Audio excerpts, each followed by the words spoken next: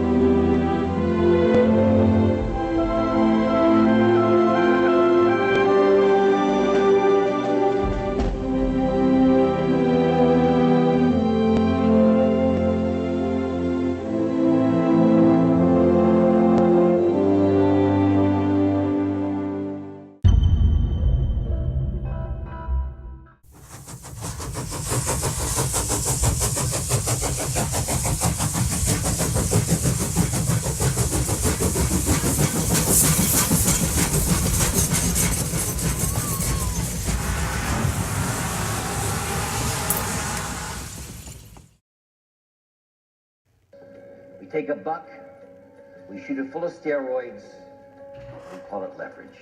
The closing numbers on the markets today, at one point the market fell as if down a well, over 700 points. Apple shares were just getting hammered this morning. We're down by between 3 and 4.5% generally across these markets. Let's talk about the speed with which we are watching this market deteriorate. We're red everywhere, essentially, down by 4-5%. We're down over 16%. Dow at the same time has fallen about 18%. The stock market is now down 21%. because we're now down 43%.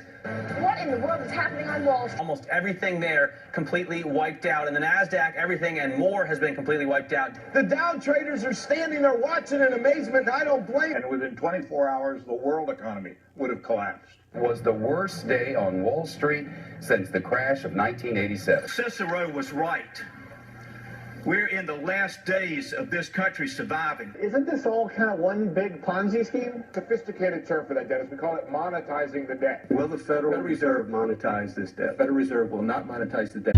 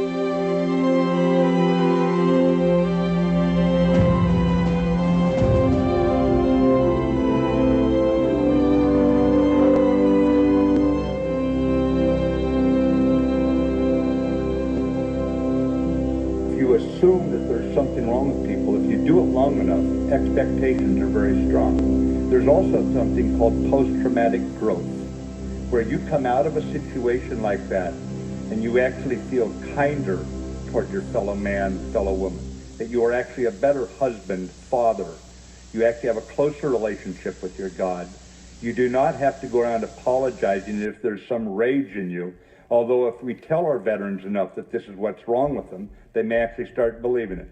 I would just say there's one misperception of our veterans, and that is they are somehow damaged goods.